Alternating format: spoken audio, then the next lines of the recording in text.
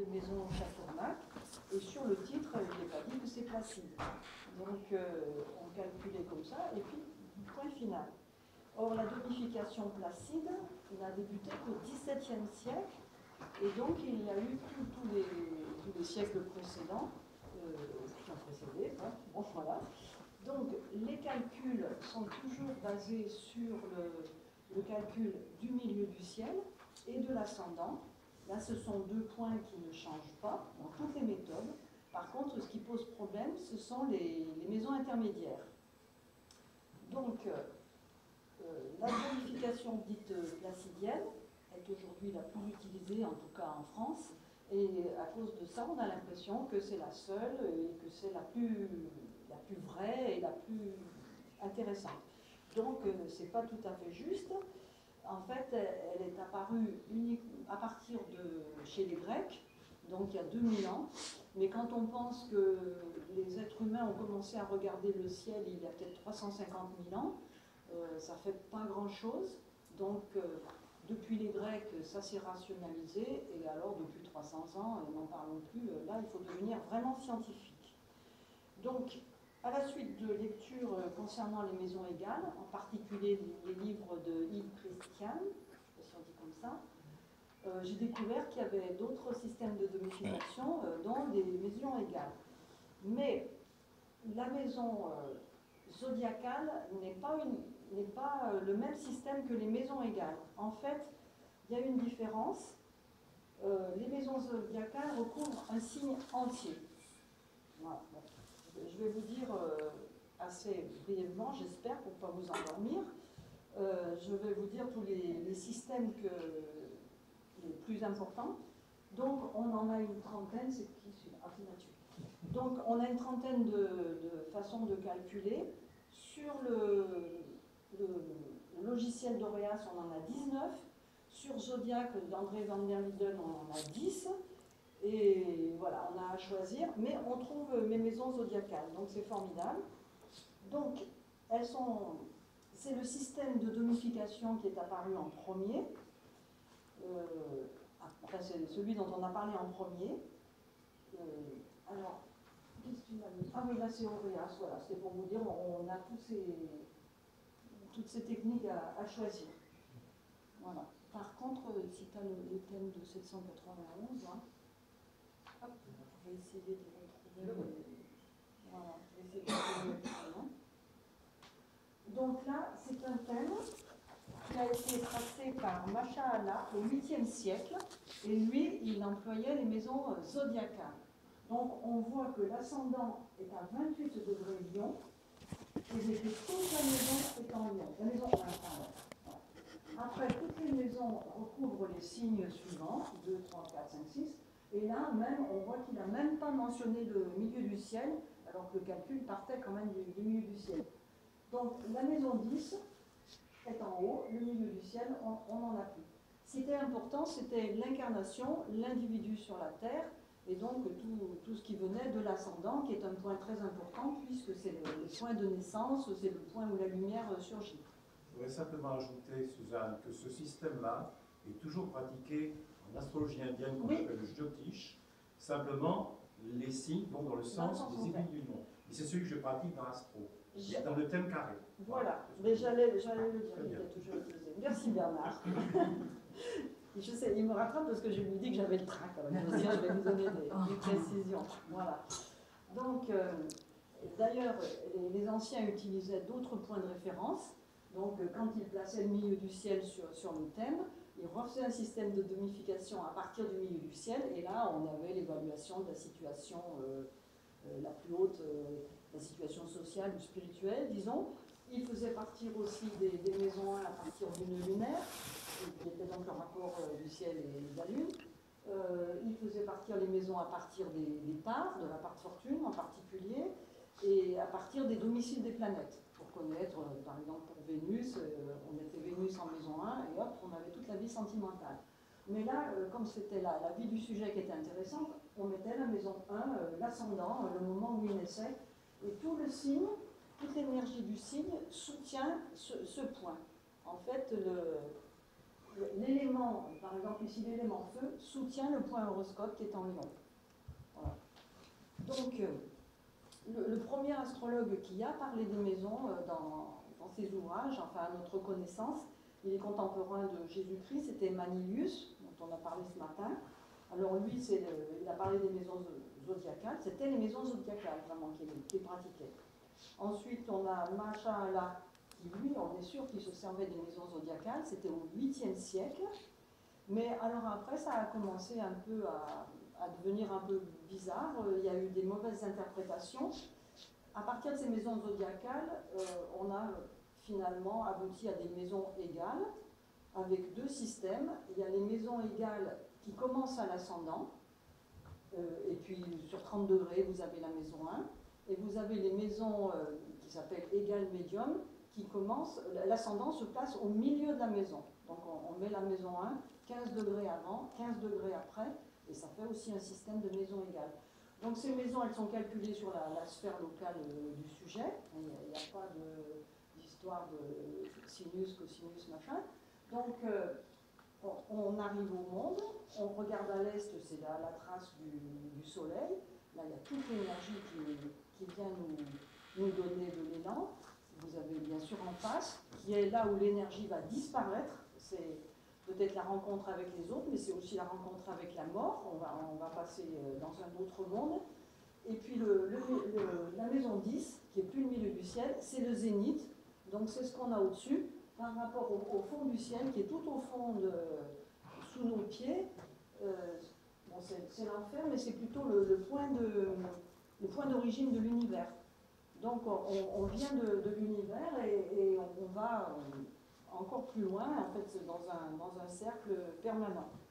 Voilà, donc là le point de vue est géocentrique, bien sûr, mais en fait il y a cette notion astrologique de base, il y a le ciel et il y a la terre, ce qu'il y a sous la terre et ce qu'il y a sur le ciel.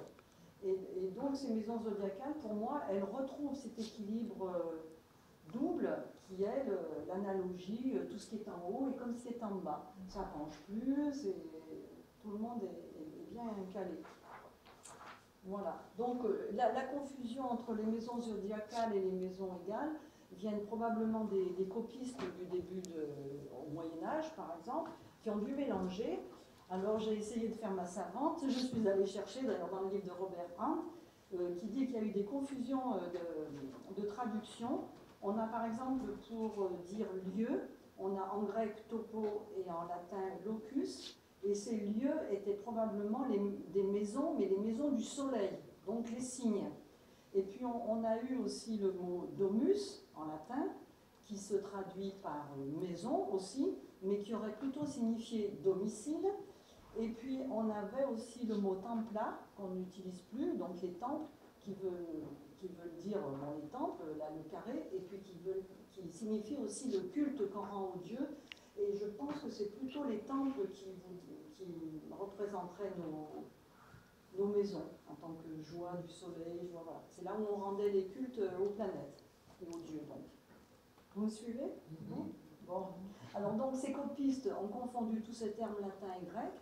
Donc on est passé des maisons solaires aux maisons zodiacales, aux maisons égales. Enfin, ça a fait une espèce de remue-ménage que finalement les maisons se sont un petit peu promenées et les analogies ont été un petit peu troublées également. Donc, c'est Maternus qui a quand même plutôt répandu le système des maisons égales, mais dans ses écrits au IVe siècle, c'était assez confus, parce que parfois il employait le mot signe et parfois le mot maison. Donc là, dans ses écrits, on trouve des choses compliquées.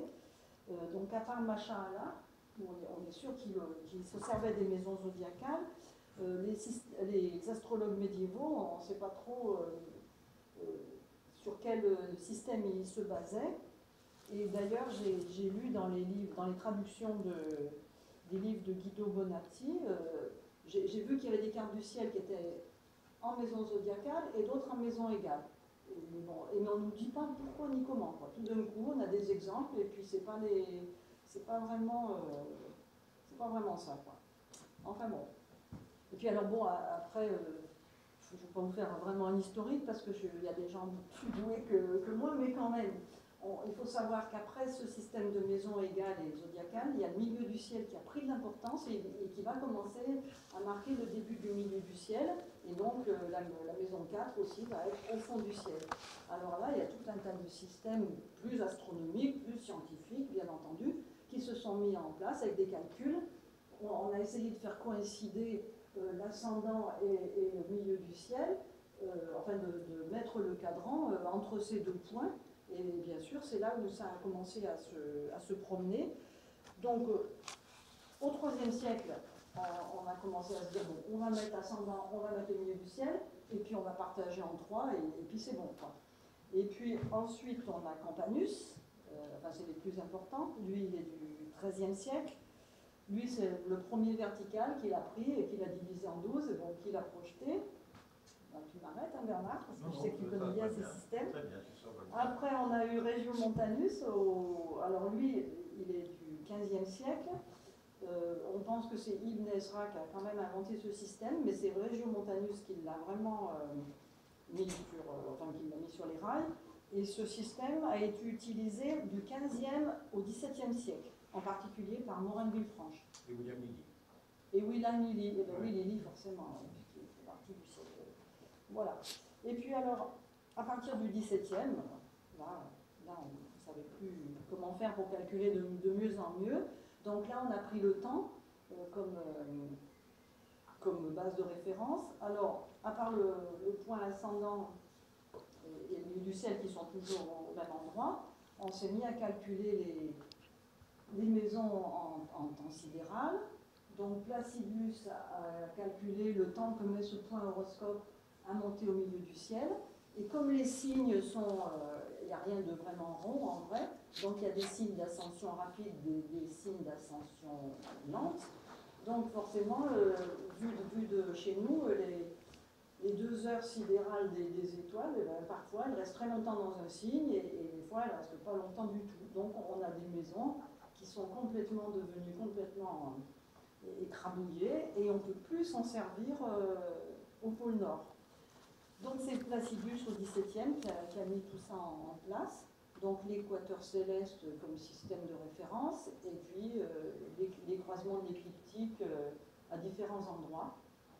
Et voilà, on a eu des maisons comme ça. Donc là, ce système, il est performant pour les directions primaires, pour les maîtres de l'heure, monsieur Kevin. Mais voilà, si on est né là-bas au pôle Nord, on n'a plus de maison, quoi. Où on n'est que le jour, où on n'est que la nuit, mais il n'y a plus de maison. Et enfin, il y a le dernier, le contemporain, enfin presque, Walter Kopp, qui est un Allemand qui est mort en 1970, qui lui, au lieu de se servir des ascensions droites, il s'est servi des ascensions obliques, et le milieu du ciel tourne obliquement. Voilà, enfin c'est un dérivé. C'est Koch. Corps. Ah oui, c'est un Allemand. Voilà. C'est le système couramment utilisé aux États-Unis. Il y a aussi les Argentins. Oui. Il y a un système argentin aussi qui est très important. Lequel? Je me souviens plus, mais enfin, au XXe siècle, ils ont contribué considérablement au système des maisons, les Argentins. D'accord. Bon, voilà. Bon, c'était les principaux. Voilà. Maintenant, on sait qu'il y a plein de systèmes et que le système Placidus qu'on connaît, bon, si vous convient, il vous convient bien, mais si on peut voir un petit peu s'il y a d'autres symboles. Vous ne connaissez pas voilà. Donc, de toute façon, c'est vrai que ça c'est compliqué à partir des Grecs parce que c'est vrai que l'astrologie est quand même basée sur la science sacrée des nombres. Donc sur toutes les symboliques, le point, le 2, le 3, enfin bon, je ne vais pas en faire parce que je sais que vous êtes bien meilleur que moi là-dessus, mais c'était la science sacrée des nombres qui a quand même qui a décidé, enfin qui a initié tous les symboles, et puis qu'on a rapporté le ciel, la terre, et tous les calculs qui ont été faits par la suite, qui sont basés beaucoup sur l'astronomie, sur les calculs, ils sont, malgré ça, beau être scientifiques, ce sont quand même des points imaginaires. Le zodiaque, je ne sais pas si vous avez déjà repéré le signe du taureau dans le ciel, moi je ne l'ai pas vu. Le signe de la Vierge non plus, je cherche toujours. Les méridiens, bon, c'est des grands cercles, mais ils sont où? Ça dépend où on se trouve. Voilà, la bande zodiacale, c'est un système.